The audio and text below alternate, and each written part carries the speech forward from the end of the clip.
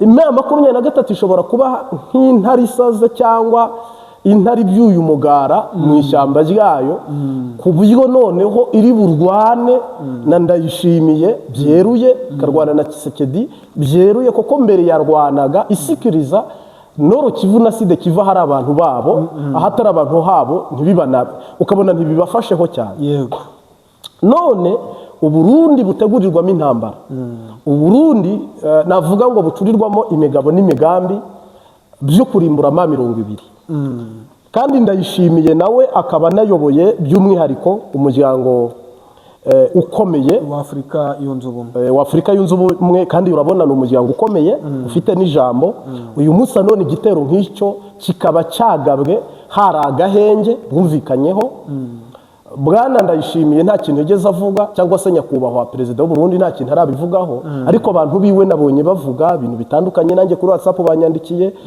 ngo Prophete Martin ngo noneho ngo wabonye ko ingabo zacu nta gupyinata nta mikino ngo ba hafi ni Kigali bya bitekerezo Ndayishimiye ajyaga avuga ko azahirika ubutegetsi bwa Kigali Ndayishimiye ubu yabakomeje intego ye yuko ari bwirukane mama 23 yamara kuyirukana agahita akomerezaho i Kigali ibyo bintu rero rwose ndagusubiza ngira nti nibyo Ndayishimiye ni ikintu gikomeye yagerageje kugiramo uruhare kuko bivugwa ko zira drone nyine zagerageje gutegurirwa cyangwa se gucurira yego zivuye hariya mu gihugu cy'u Burundi ibi rero bivuze ko Ndayishimiye ari koko gisanganye bari baharashe byakundaga ko bategurira Uvira nta mutekano bahizeye ni ukuvuga ikisasaho ni kuri kandi mu mashyamba kuhategurira ikintu nka kiriya ababitegura ntabwo ari abasirikare basoroda n'abajenero rero amakuru yizewe ari kurahita ukomerezaho ni uko iyi nzira yishe Wiringoma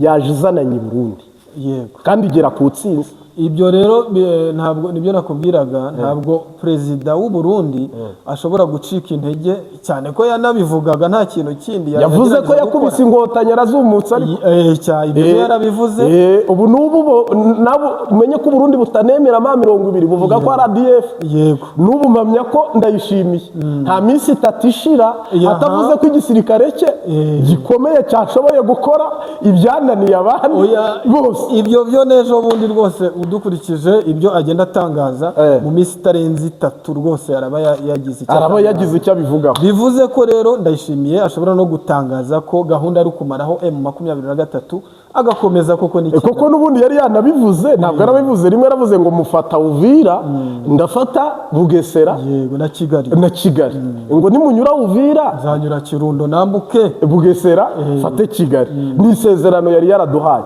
kandi ejo bundi aragaruka aravuga ati nakubise inkotanye ndazumutsa ati zambukiye aha nahazerekeza he muri Kongo ati nta n'ibikoresho nagiraga ati kandi icyo gihe nta n'ibikoresho nagiraga nari sakira ati buno nkomeye ubu noneho bavuga iki ubu rero urabona ko ibyo yavugaga by'ibikoresho afite kuko yahise abigaragaza kandi wibuke ko asoza umwaka yaravuze ngo twaratsinzwe ngo ariko ubu tugiye gushaka ibikoresho bihambaye turebe ukuntu noneho twagwana intambara zigezweho cyangwa se zijyanye n'igihe urabona ko yajyaga ahagarara nanone umwaka utararangira mu kwa 12 ijambo yavuze itariki ntibuka ariko abantu bararizi yaravuze ngo hani Bujumbura kuri aeroport Melchior Ndadaye hari intwara n'izindi z'ubuntu kandi izi ntwara ni nabwo yavugaga ngo azanyura muri Bugesera afate Kigali none rero ibintu bubihinduye isura sinzi ntabwo ndi buvuge ngo turavugira u Rwanda ntaho duhuriye n'ibyo bintu ariko muri analyse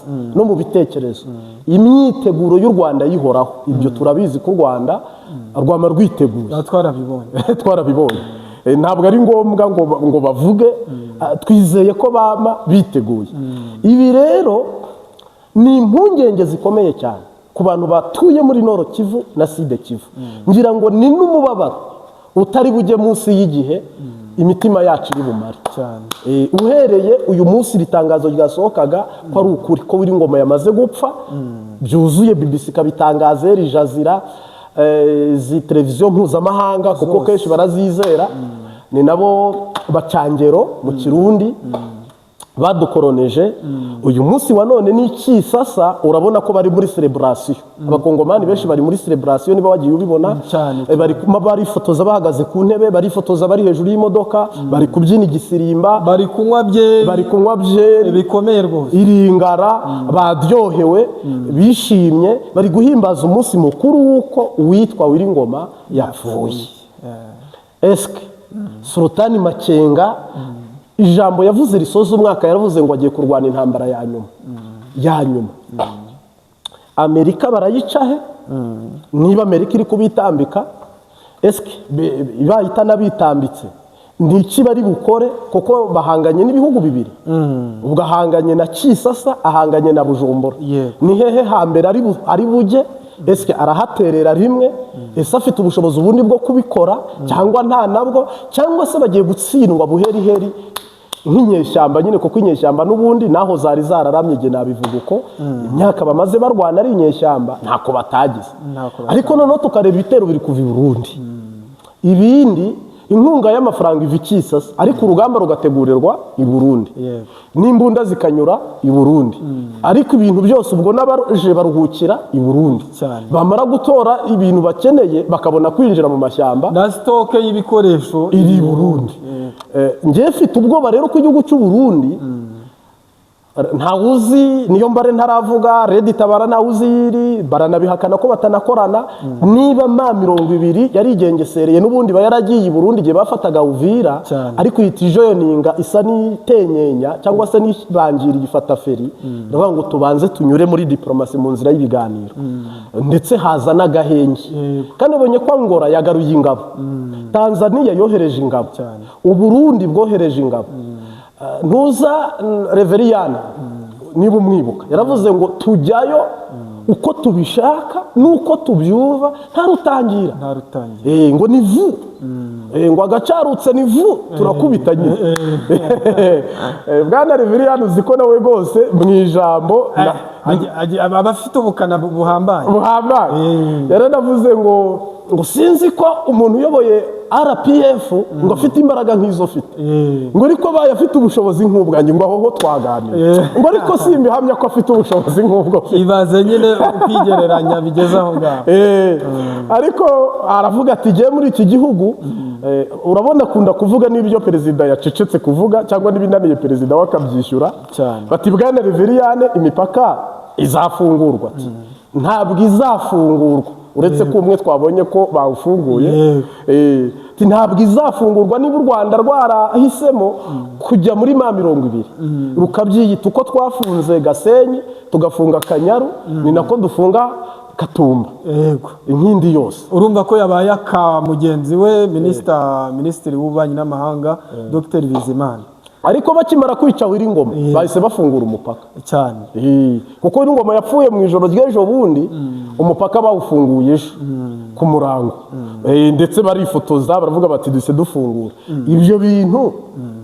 ntibishobora gukurura intambara hagati y'u Rwanda n'u Burundi na M23 n'u Burundi hagati aho ubwo nta kintu kirimo ikintu rero ngewe ntekereza nsanga mu by'ukuri uyu mutwe wa M23 uko byaba kose urakomeye nubwo nabo barwana nabo wenda tutavuga ko boroshye mu gake ariko M23 irakomeye ikintu rero cyari gishoboka icyo wavugaga nuko uyu mutwe ushobora kwihorera ugakoresha imbaraga zihambaye iby'amasezerano agahenge bakabivamo cyane ko nibi bibaye mu gihe cy'agahenge ariyo mpamvu abantu bafite ubwoba bw'uko M23 ishobora no kugera Uvira ikaba yanakomeza mu gihugu cy'u Burundi ariko mu by'ukuri ngewe nkurikije uko nzi M23 uko byaba kose mpamya ko idashobora kubikora kubera impamvu imwe yonyine nuko umujyi wa Uvira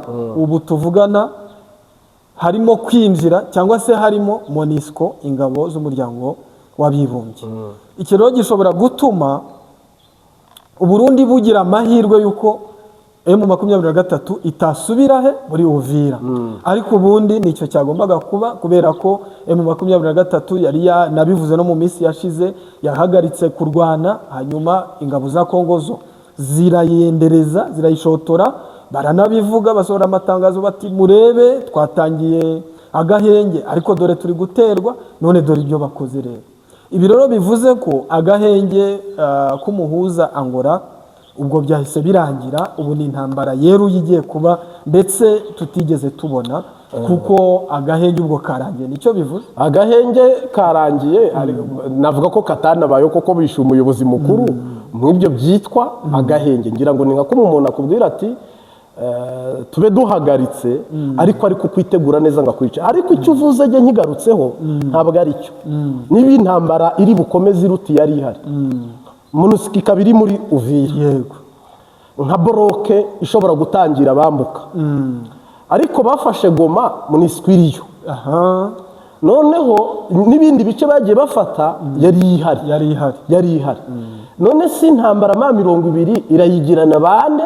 Niba abiri kurwana nabo iyo nimara gutsinda aya makipe ari koalisiyo imwe, iryo huriro ry'ingabo zirwanya ma 23 nizitsinda, nanone ko n'ubundi zambuka zinyuze hariya ko kurumva irasunika. Wibuke n'ubushije yarasunitse, uhereza Bugarama irasunika, mu kiyaya cya Rusizi irasunika, bagenda bashoreranye kugeza bambutse, ari nabwo hagiye impunzi nyinshi zigi Burundi. Yego, ari naho ahubwo bivuga neza ko ariho Uburundi bwasebeye.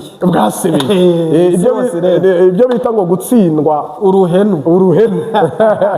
Uyu munsi wa none rero ninde muntu uri butangire intare za Sarambwe? Ubuho bazise utuyabu, ubundi bazita imbwa, ubundi ngo ntizikiri intare ya Sarambwe, ngo bimenya bacitse utubeba n'utundi tuntu, bari kubita amazina atandukanye. Nje mpamya rero ko iyo bloki iriho, hama Redi Tabara ko igihuru gishobora kubyara igihunyira, Redi Tabara ukajya kubona ukabona roze ngo turatashye. Nabyo birashoboka. Kandi umwana ujye wabo ko atagira rutangiye. Niko bimeze. Ariko ngewe impamvu nemera ko M23 idashobora, bifite amahirwe menshi, gembe amahirwe ko idashobora kwinjira muri Uvira, nuko kugeza aka kanya MONUSCO irimo yahamagawe na M23. Urabyibuka ko M23 iva mu mujyi wa Uvira ibisabwe n'umuhuza Leta Zunze Ubumwe za Amerika, yavuze ko yifuza ko uriya mujyi wajya mu mujyi wa Pascal singuciyemo. Ibyo byashobokaga batishe batishe nyoko. Niba urupfu rugeze kushoka, umuhini barangije kuya rukaba rushigaje ishoka, ngo urujye umuhini rwototera isuka. Niba bageze ku mutwe, yego, cyangwa ijisho rimwe barimenya usigaranye irindi rimwe, negosiyasiyo yindi iba ari hafi ya ntayo, ibiganiro bindi ni hafi ya ntabyo. Ahubwo icyo gihe haba hasigaye inzira imwe yuko nutirwanaho nawe bari bugire gute, bari bukwice. Ubwo hasigaye makenga, niba hasigaye makenga Uburundi bubyihisha inyuma, ma 20 iraguma guceceka, bayikubite nk'umwana n'umubyeyi kumwe bajyaga kera baducisha akanyafu bati watinze. Mpamya ko bose n'abasirikare bambaye umubiri. Iki gikorwa ahubwo cyo gishobora kuba ari nka mine yari cyangwa ikirunga cyari kibyimbye gishobora kuza kuruka, hama ibintu kirutse abaturage b'u Burundi tugahura nabyo, ndetse n'ab'u Rwanda duhura nabyo. Koko nk'ubu muri Nyamagabe hari impunzi 100,000 z'abakongomani, hariya Mahama hari impunzi z'abarundi zirenga 50,000.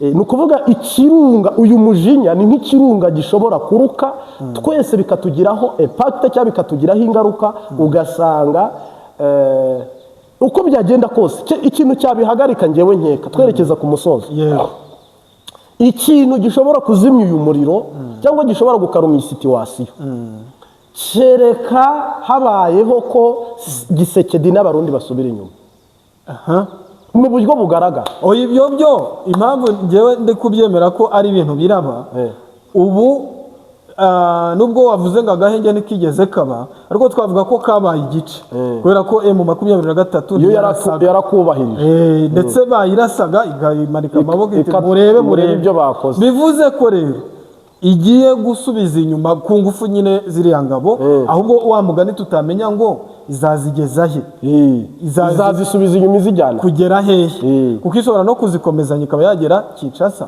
ishobora no kugira Uvira.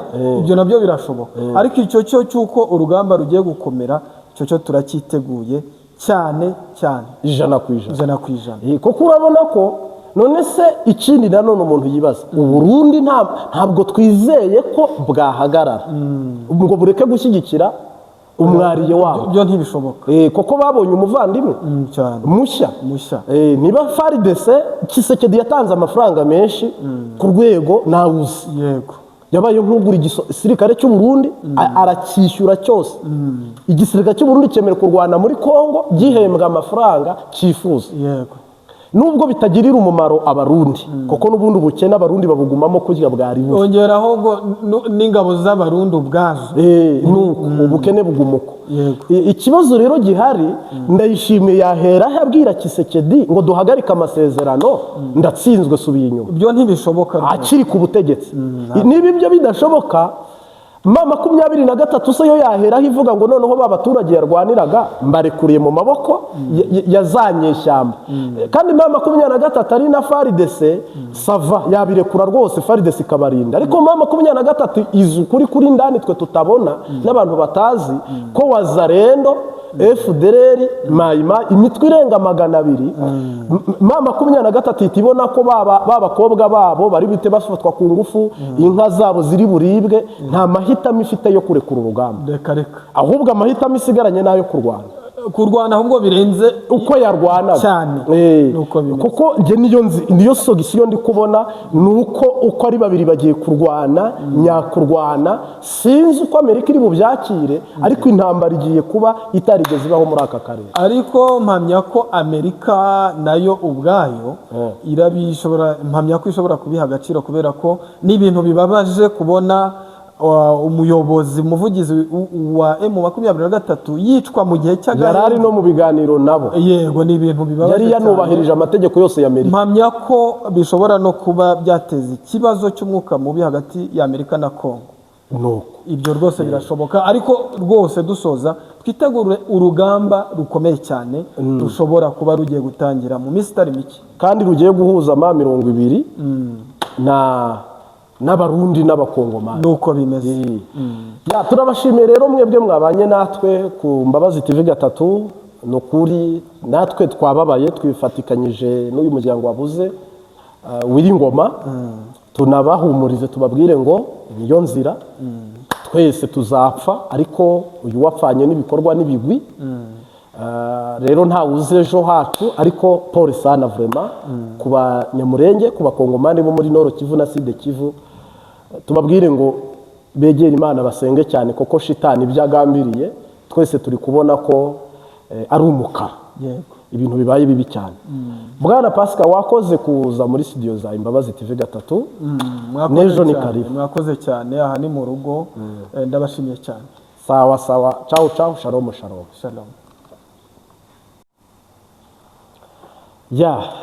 Bwana Pascal, turaguhaye ikaze ku Mbabazi TV 3. Murakoze cyane Bwana Martin, nishimiye kugaruka hano ku Mbabazi TV 3 nk'ibisanzwe. Twagize ibyago navuga muri Nord Kivu na Sud Kivu, witwa Colonel W'Ingoma, ngira ngo yacikanye noneho biri seriye. Kandi biri byo, atari igihuha, atari ikinyoma, biri byo, yamaze gupfa. Niko byagenze. Amakuru wayamenya? Nayamenya ayo makuru mabi. Hari hashize igihe rero birimo kuvugwa, bamwe bati nyamara ashobora kuba yakomeretse ariko ntapfe, ariko kuri ubu nyine cyamaze kwemezwa. Ubwo nta kundi no kubyakira. Reka ahubwo dutangire twifuriza gukomera umuryango we ndetse n'abakunzi ba M23 nayo ubwayo by'umwihariko, ndetse n'abakurikirana n'umuryango wa hafi, dore ko yasize abana 4 n'umugore. Birumvikana ko ari ikintu gikomeye, ni inkuru mbi, ariko no kwihangana ko kwisi bimera. Bwana bakunzi cyangwa se shuti bavandimwe, hano ku Mbabazi TV 3 turabahaye ikaze. Turi kumwe n'umutumirwa atari ubwa mbere ahashitse, ariko twifuje ko yadufasha cyangwa twafashanya kumenya ibiza gukurikira nyuma y'urupfu rwa W'Ingoma rwahamuye abantu rugatera ubwoba akarere kose. Rero tukwifashishije Bwana Pascal, jewe ndabona ko nyuma y'uru rupfu hashobora kuvuka reaction zitari nziza. Hamwe na hamwe abarundi bamwe barimo baragaragara nyine bifatikanya n'abantu babuze uyu mukoronere. Abandi nabo bari kubyina intsinzi, wamwishe mwabonye ko bari kumwambika umudari uko yishe generali, nawe bahise bamugira generali. Abandi nabo u Rwanda bari kurugerera mu kitoze, reka mbivuge uko. Urupfu rwa Wiringoma njyewe mfite ubwoba ko rushobora guteza intambara y'akarere cyangwa se bigahindura isura yuko hari umuperezida ushobora kuhaburira ubutegetsi. Oya, ubwo bwoba bwo wenda ntawe utabugira, ni impungenge byo umuntu wese yagira, kuko birashoboka. Wiringoma ni koroneri, mu by'ukuri ntabwo twavuga ko ari we uri ku rwego nka ruriya wenyine uhitanwe n'iyi ntambara ihuza M23 ndetse n'ingabo za Kongo. Ariko Wiringoma ni umusitari buriya. Wiringoma yagiye akora ibintu byinshi bitandukanye, ariko kimwe tutakwibagirwa kuvuga ni igihe abwira aba mercenaires cyangwa se abacanshuro ati kwikiri ntimugakine na M23, munyure hano vuba, ndetse bamwe arabapfukamisha. Ubundi kiriya gikorwa abatari bake ushatse kuvuga ko ari cyo yazize, bavuze ko byanze bikunze agomba kukizira. Surusa y'urupfu rwe ikabikomotse hari ibyo. Birashoboka rwose, birashoboka cyane, nk'uko nanone yarasanzwe ku rugamba, nubwo wenda atari kubikora, ntabwo byari byoroshye ko atasiga ubuzima kubera ko yari ku rugamba nk'abandi bose muri rusange. Ariko uko byari kuzagenda n'iyi ntambara yari kurangira, yagombaga kuzazira bariya bacanshuro.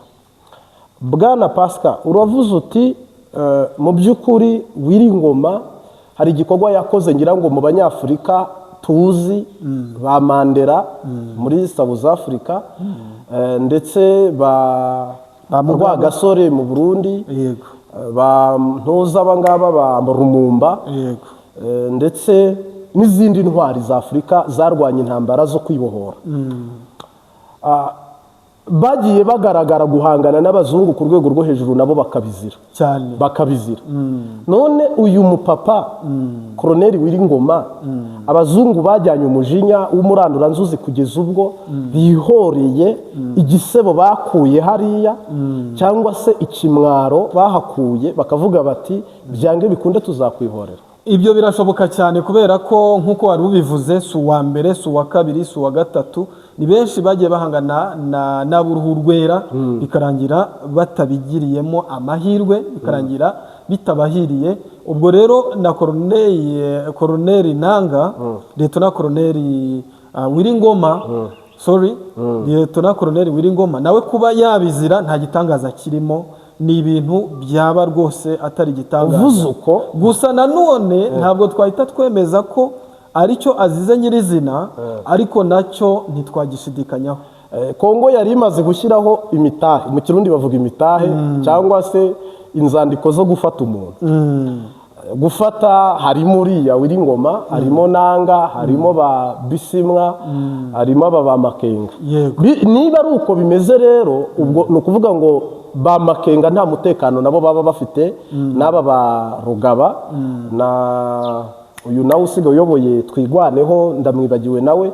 Ubwo abo bose Sematama, General Sematama, byaba bivuze ko abo bantu bose nta mutekano baba bafite. Oya, ahubwo ntibigeze bawugira. Buriya ntabwo ari uyu koroneri Wiringoma, ntabwo ari we wenyine, nibyo nakubwiye, ntabwo ari we wenyine uguye muri uru rugamba, n'abandi bose byashobokaga, ariko mu by'ukuri bakagerageza kwitwararika ndetse no kugerageza kwihisha nyine bikomeye cyane. Ariko nanone twareba uburyo M23 yigaragazaga, by'umwihariko abayobozi bayo, bikagaragara ko bari bameze nk'abirayi. Icyo nacyo ntitwabura kukivuga. Bari basa nk'abantu mbega bigaragaza nk'aho batsinze urugamba, kandi nyirizina urugamba rugihari, ndetse n'imbaraga barwana nazo ntaho zagiye zigihari. Bwana Pascal, Tarapo yahise aza kuri televiziyo aravuga ngo nababwiye ko intambara yo muri Kongo nayirangije. Buno mu kanya kuri aya manwa, aho bari nijoro, yagaragaye kuri kamera y'igihugu, kuri televiziyo y'igihugu na radiyo y'igihugu, avuga ko ngo intambara yo muri Kongo ngo nababwiye ko nayirangije, ngo sinzi ibindi muri kumbaza. niba Amerika ibyihishe inyuma si ugutsindwa kwa M23, niba Amerika ishoyemo imbaraga zayo mu kurwanya uyu mutwe si ugutsindwa kwa M23. none M23 iramutse itsinzwe, ku Barundi bivuze iki? Ku Banyarwanda bivuze iki? M23 iramutse itsinzwe, iki sasa bivuze iki? Cyangwa ibi bice yari isanzwe iyoboye ko hashobora kumeneka amaraso atarigeze abaho, yego, haraza gucura iki? Urebye cyangwa se wanarije, jewe mfite ubwoba, niko twatangiye nkubwira, mfite ubwoba bw'ibishobora gukurikira nyuma y'uko uyu mutwe wagwaniriye ubwoko bw'abavuga ururimi rw'ikinyarwanda, by'umwihariko abatutsi n'abavuga ururimi rw'ikirundi, hariya ntabwo ari bo n'abarundi bariyo, ariko uhereye muri Nord Kivu na Sud Kivu uyu mutwe uri gusikiriza, navuga ko wari ufatiye runini bariya abantu. Igihe rero bawutsisura bakawurandura, ese bakawurandura hakoreshejwe imbaraga atari ibiganiro, yego, umuntu wabo ari mu kiraro, kuko si Abanyarwanda ngo baraza mu Rwanda, si Abarundi ngo barajya i Burundi, si bajya no muri Amerika, tarapo yarafunze n'impunzi ntaza ari kwakira, yego, si sasa ntiri bubakira, irabita yanabica kuruta uko bishuye. Oya, benshi bafite n'igihano cy'urupfu anabuko. Ibi bintu biracuriki mu by'ukuri rero. Kuba uyu mukoroneri ndetse akaba n'umuntu ukomeye muri M23 bitewe n'imbaraga ze, bitewe n'imvugo ye, bitewe n'uburyo mbega yafatwaga nk'umuntu w'inkingi y'imbere, kuba rero urupfu rwe rwabaho ntabwo bivuze ko M23 itsinzwe, nta nubwo bivuze ko itsinze, ariko ni ukuvuga ngo byose birashoboka, kubera ko ni akanyabugabo ku ruhande bahanganye ari bo leta ya Kongo, FARDC, igisirikare cya Kongo, kubera ko gikoze akazi gakomeye cyane, ariko mu by'ukuri ntabwo bivuze ko urugamba barutsinda, kubera ko M23 nayo irakora nta mpuwe, irashyiramo n'imbaraga nyinshi zihambaye, ndetse buriya ni isomo rikomeye kuri uyu mutwe w'inyeshyamba wa M23, kubera ko urabona ko ishyamba atari ryeru. Mu by'ukuri yarashize igihe bafashe ibice byinshi, urabizi, bafata Goma, bakomeza Bukavu, bakomeza Uvira bayivamo, mbega bari bamaze kuba nkaho urugamba barurangije, kugeza ubwo bagendaga muri biriya bice bafashe ntabwo babafite, ubona ko nta kibazo. Amashusho twabonaga bariya abayobozi bo hafi ya bose bagenda mu muhanda rwagati n'amaguru basuhuza abaturage, biriya byari ukwirara, ariko bivuze ngo kwa kwirara kose kuvuyeho. Ikindi rero, imirwanire nayo iri buze guhinduka, kubera kuko byaba kose biriya ni ibintu bisanzweho mu ntambara, iyo bibayeho kuriya habamo kwihimura bikomeye. Ubu rero twitege ikintu gikomeye cyane ku ruhande rwa M23, ishobora gukora ikintu gikomeye, kubera ko leta ya Kongo ifite icyizere cy'uko ishobora gukora ibindi nka biriya, ikaba yahitana wenda Makenga ndetse n'abandi n'abari aba Corneille Nangaa, dore ko ari abantu irwaye cyane, ariko ntabwo bivuze ko nabo irabageraho, kubera ko si n'ubwa mbere yabigerageje bikanga.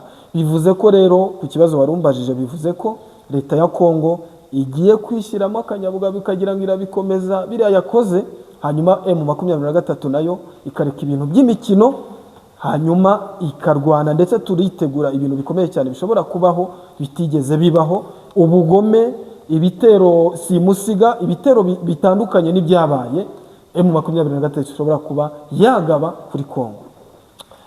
Bwana Pascal, ngira ngo udukurikiye ari kutwumva, iyi coalition igizwe na FDLR, igizwe na cya gisoda cy'u Burundi, FDNB, ikaba igizwe na Wazalendo, ikaba igizwe na Mai Mai, abacashuru, ikaba igizwe n'abacashuru batandukanye, bose baba bari muri kadere imwe yo gutegura iki gitero bakoresheje drone, ari nacyo cyahitanye uyu muntu nakita inkingi cyangwa se intwari ya M20 yashoboye gupfukamisha abazungu barenze umwe, ikabicaza muri kaburimbo nk'uko wabivuze. Kandi ayo mashusho umuntu wese washoboye kuba sura imbuga nkoranyambaga yayabonye.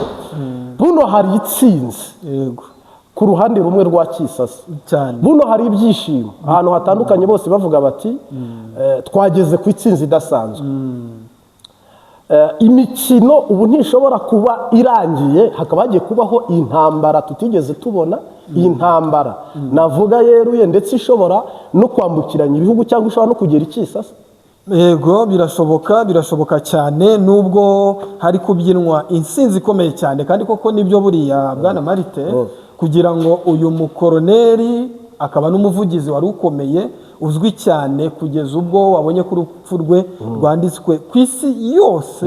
Nta gihugu ngira ngo ibihugu iyo nkuru itavuzwemo ni bike, ibitangazamakuru hafi byose bikomeye ku isi bikaba byavuze iyi nkuru. Ni insinzi koko kuri leta ya Kongo n'igisirikare cya Kongo, ariko nanone ntabwo bihagije ko iyo nsinzi irakomeza. Bivuze ko ahubwo isaha n'isaha urugamba rushobora kuba rwayigarukana. Ariko nanone rero hari amakuru turimo kubona ari guturuka ku gisirikare cya Kongo ko yahinduye umuvuno, ikaba yazanye ibikoresho bikomeye, ibikoresho bihambaye, ndetse n'izindi ngabo wenda tutahita twemeza aka kanya, ariko zishobora kuba nazo zazanye imbaraga nyinshi kugira ngo zifashe leta ya Kongo gutsinda M23. Intego bafite ni uko baza bagafata ibice byose bigenzurwa n'uyu mutwe w'inyeshyamba wa M23 kugeza hano i Goma. Ese icyo kintu twitebwe ko leta ya Kongo n'abafatanyabikorwa bayo barakigeraho? Ni ukubihanga amaso, ariko uko byaba kose ibi ndimo ndavuga ni uko na M23 nabo ubwabo babimenye, bivuze ngo nabo barategura izindi mbaraga zihambaye cyane. Ubwo rero nk'uko wabivuze, ni urugamba rukomeye cyane rugiye gukurikira nyuma y'uru rupfu rw'iyi ntwari. Niba wagiye ubisoma cyangwa ubireba, Uburundi bwagize ubwoba nyuma y'uko Uwiringoma apfuye. Bamwe bakavuga ko igisirikare cy'u Burundi cyabigizemo uruhare, koko ngo ibikoresho byaba byarashe hariya Masisi Rubaya byanyuze i Burundi. Ibitero bitegurirwa muri hoteli z'i Burundi. Eske aba banyamurenge AFC twigwaneho M20 bivugwa ko yabikorana na Red Tabara, hari ikibazo cy'uko ishobora kwihorera kubera ko Amerika bivugwa ko yaba yihishe inyuma y'ibi bitero. Tubahaye ikaze mu gice cya kabiri mu ivugabutumwa tubandanyije cyadukomeje mu bumva ururimi rw'ikirundi cyangwa rw'ikinyarwanda. Uyu munsi turayaga ubutumwa bwiza Ezekiel yanditse igice cya 17, ubwo umugani w'ibisiga bibiri. Nukenera rero uri busome uyu mugani, ni ijambo Imana yabwiye Ezekiel igamije kumwereka inyubako cyangwa se icyubakwa kizima, cyangwa igamije kumwereka uko batera igiti, cyangwa se igamije kumwereka uko batera imbuto. Iyo abantu bari gutera ibiti baharanira gucukura umwobo, bamara gucukura umwobo bakareba uburebure ufite uwo mwobo, kandi nta muntu utera ivoka cyangwa umwembe cyangwa ikindi kintu icyo ari cyo cyose ku rutare cyangwa igitandara cyangwa ku mabuye cyangwa ku mazi. Imbuto iyo ari yo yose cyangwa urugemwe urwo ari rwo rwose barutera mu butaka bwiza, bagendeye ku bipimo fatizo bigomba kuzatuma icyo giti cyera kigatanga umusaruro wifuzaga ko cyatanga. Nibwo buzima Imana yahaye abantu inyura muri Ezekiel iramubwira ngo hari umugani w'ibisiga bibiri, igisiga kimwe bagihingaho ariko bahinga ku mababa, ariko ibyo bintu bikagaragara ko ari nk'ibiri ku musenyi bitagomba kurama cyangwa bidafite garanti. Uyu munsi wa none inyubako zose iyo bagiye kuzubaka, iyo ari inyubako z'agaciro, bazubaka ku butaka bupimwe. Haza enjeniyeri w'akarere cyangwa w'intara cyangwa w'igihugu agapima ubutaka, yarangiza gupima ubutaka akazana igishushanyo mbonera bakakibambaho, bakavuga ngo hano habereye inyubako izi n'izi.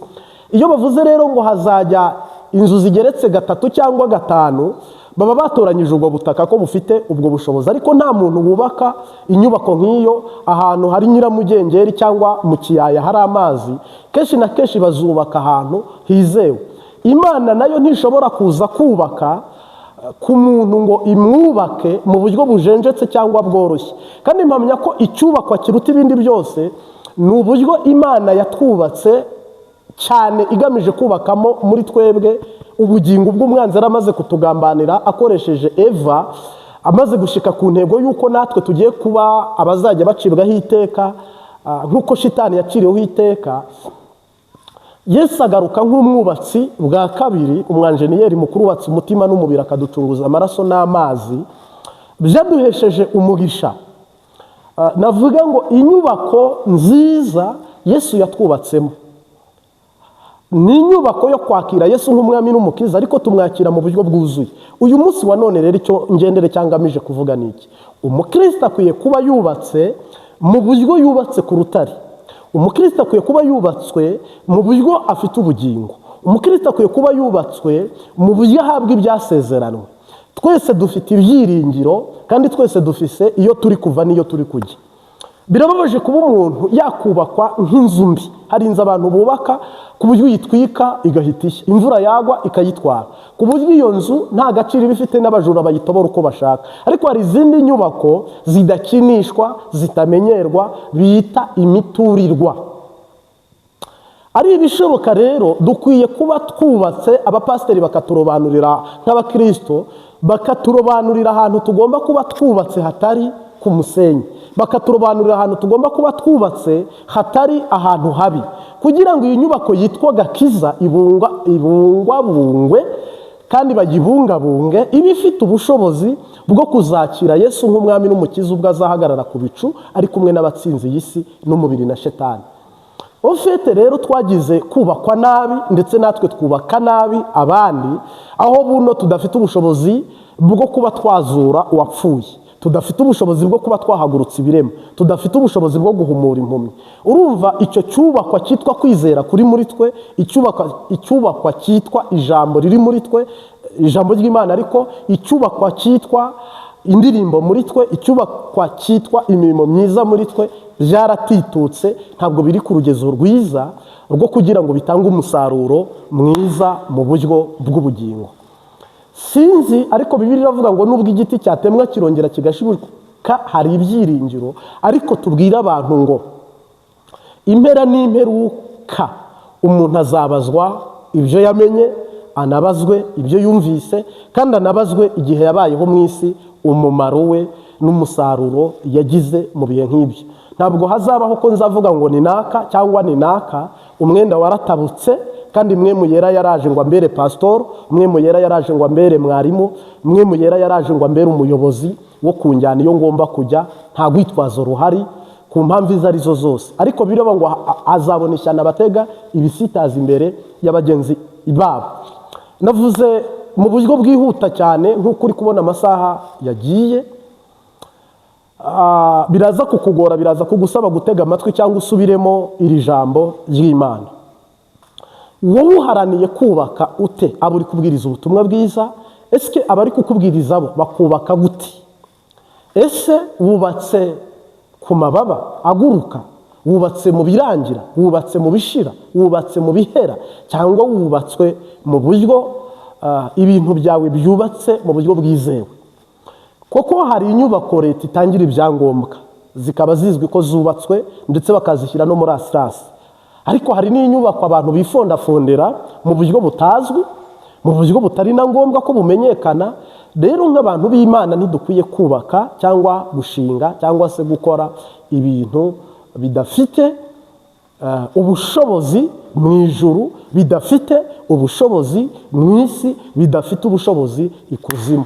Umuntu w'Imana agomba kuba afite ubushobozi mu ijuru mu gakiza ke, ndetse akagira epakite mu isi, ndetse akagira n'ubushobozi ikuzimu. Kuko Bibiliya ivuga ngo twahawe ubutware, duhabwa n'ubushobozi bwo guhonyora no gukandagira inzoka na sikoropiyo, ngo kandi tuzamamaza i Samariya n'i Yudaya no ku mpera z'isi. Niba Yesu yaratwogeje ibirenge, niba agakiza kanjye kadashobora kugira ubushobozi mu ijuru ngo mbe mpafite ijambo, kandi mu isi ntikagire ubushobozi ngo mpagire ijambo, ikuzimu singira ubutware ngo tsinde neshe nirukane impwemu mbi.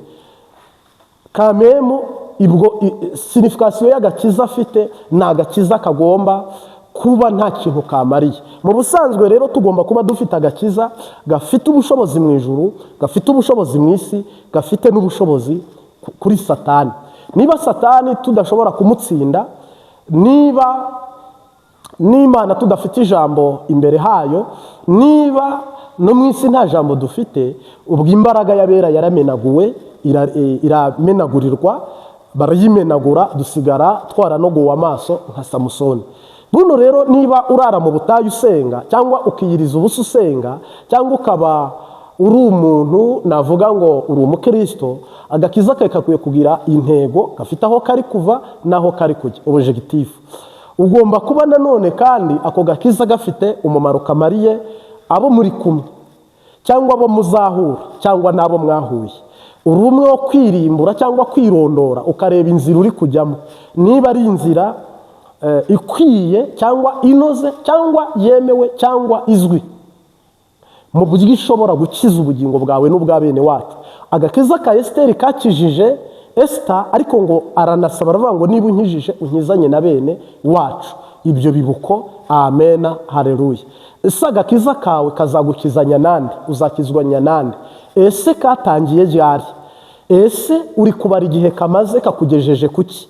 Ariko mu buryo bw'umubiri wasanga warize ukarangiza amashuri abanza 6, akurikiye 6, akurikiye 3 cyangwa 4 cyangwa 6, ukageza ku rwego naka, ukaba uvuga uti mfite impamyabumenyi ku cyiciro iki n'iki. Niba rero no mu gakiza nta hantu agakiza kawe kagukuye cyangwa kakugejeje, iri pare ko waba utari kureba neza ko wungutse cyangwa wahombye.